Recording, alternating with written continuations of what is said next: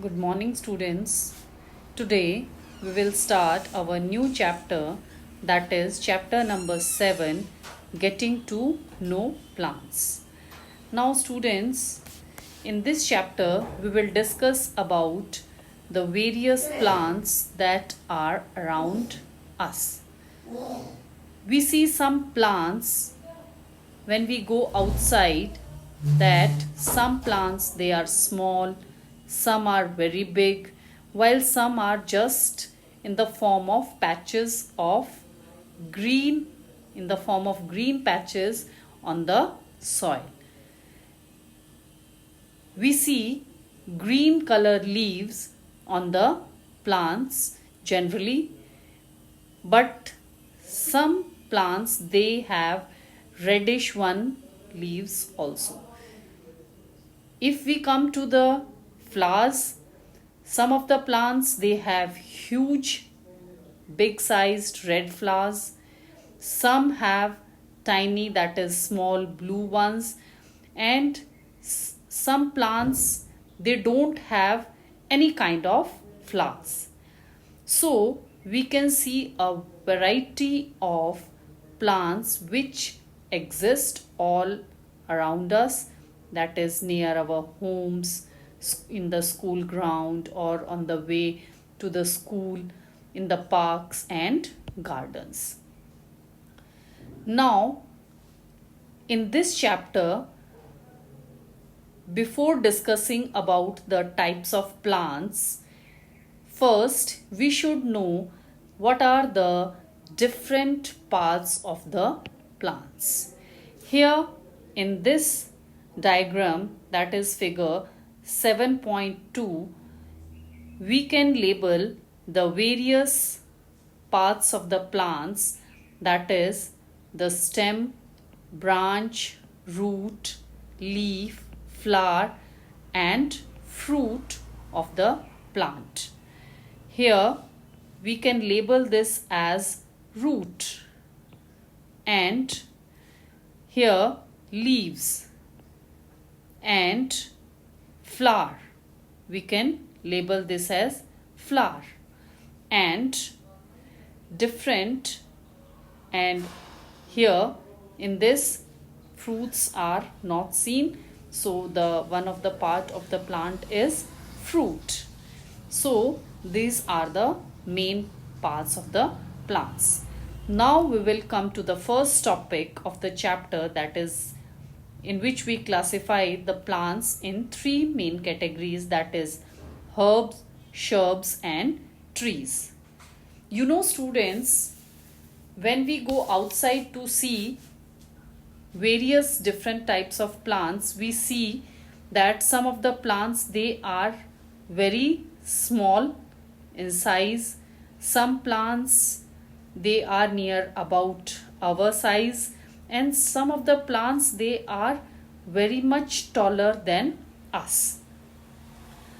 And if we see and touch those plants, then we can differentiate that some of the plants, their stems they are easily to bend, and they are very tender, that is soft, but some of the plants their stems are very hard. So various types of stems we can see in various or different types of plants.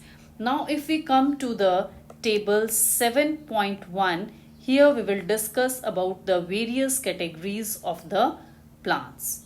In this table, the first column we can take the example of the various plants, that is the plant name. First we can take the example of tomato. Now we will compare the various plants in terms of their height, first column, then in terms of the stem, and then the third column where the branches of those plants they appear. So according to these three columns, Now we can categorize the plants in 3 categories. Now if we come that for the tomato, the height is very short and the stems, they are green in color, they are tender, that means soft. And we can categorize this short height plant with a green and tender stem, we can categorize and we can name as herb. Now if we come to the second one, that is mango. Mango is a plant with very high height, you can say, or it's very tall. So if we touch the stem, then the stems of the mango plant is thick and it is hard, and the branches, they appear at a very high height. So we can categorize the mango as the category of trees. Now if we come to the third example, if we take the example of the lemon plant, then you can see that the height of the lemon plant is near about our height, and the stem is again very hard, you can say, and the branches, they nearly appear at the base of the stem. So the plant, that is the lemon plant, can be categorized as shrub. So according to these characteristics, we can classify the plants as herb, tree and shrub. Here in the figure 7.3, they have given the pictures of 3 types of plants. The first one is the tomato, that is a herb. B1 is a shrub, and the C is the tree, that is mango. So based on these characters, most plants can be classified into 3 categories: herb, shrubs and trees. So here we can categorize the plants accordingly. So if we come, or the definition, if we want to say that what do you mean by herbs, or what is the definition of the herb, we can say that plants with green and tender stems, they are called herbs, and you know they are usually very short heighted and they may not have branches. And examples, you can say the tomato plant. Now if we come to the second category of plants, that is the shrubs, we can write the definition that some plants, they develop branches near the base of stem. The stem is hard but not very thick.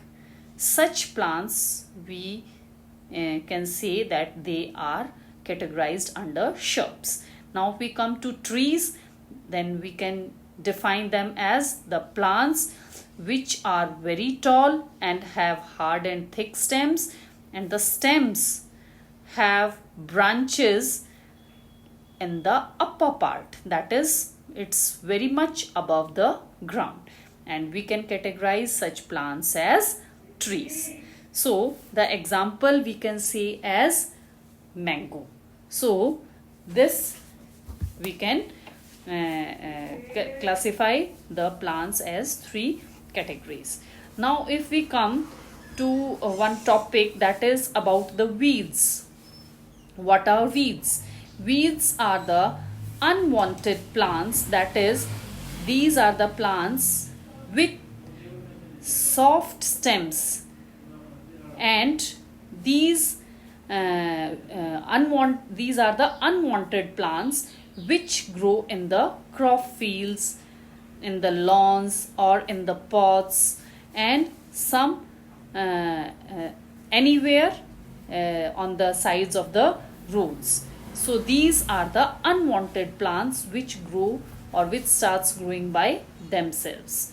And the farmers, they are very much harmful to the main crop of the farmers in their fields.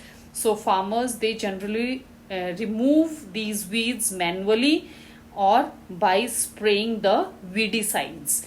Weedicides are the chemicals which kills the unwanted plants, that we call them as weeds. So this is about the weeds, that is unwanted plants.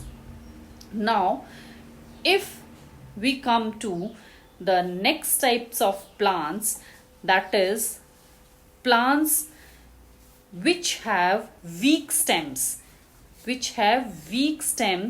and they cannot stand upright but they spread on the ground. They are called creepers. We can see in figure 7.4 the example, the diagram or the picture of a creeper, that is of watermelon. And one more category of plants, that means that can those plants that take support and they climb up with the help of a support, they are called climbers. In figure 7.5 the picture or the diagram of the climber is given, and you can take the example or see that in this they have given the diagram of the money plant. So these creepers and climbers, they are different from herbs, shrubs and trees. Now this is about the various types of plants which we can see around us. So this is about the classification of plants. Now if we come to the second topic of our chapter, that is the main important part of the plant, that is stem. Stem, you know, for understanding that what is the function or what is the importance of stem for a plant, then for that we will do an activity, and for that activity we require a glass, water, or you can take a red or blue ink and a soft stem, for example the stem of a tomato plant. For this activity, first we will pour water to fill the glass near about 1/3, and we will add a few drops of red or you can say blue ink to the water. Now we will cut the base of the stem and put that stem in the glass. As you can see in the figure 7.6, that is stem in a glass with colored water. Here you can see. So this is the activity. After some time we will observe that the color of the stem slowly changes. This is because the color of the ink which we have put in the water, and that ink slowly rises in the stem, and due to that the color of the stem changes. And if we put this stem for a longer period, then the color of the stem changes and rises up to a height, and this is due to the veins. In the veins of the stem the ink rises, and due to these, with the help, the ink is raised inside the stem with the help of veins of the stem. And you can see from this activity that the stem is the only part of the plant which help in the upward movement of the water. That means finally we can say that the water and minerals, they go to the leaves and other plant parts with the help of the stem that is attached to the stem. So here in figure 7.7, in the figure A or diagram A, the stem is shown, and where the stem helps in the movement of water in the upward direction, and finally the water reaches the leaves. And in the B part, we are able to see the enlarged and open view, that is the end of the stem. And here the red color spots you are able to see in this B part of 7.7 figure. These are the pores through which the water and the minerals, they rises up through the stem and reaches to leaves. So this is one of the most important function of stems, which helps in the upward movement of water and minerals. So this is about the topic for today. Thank you.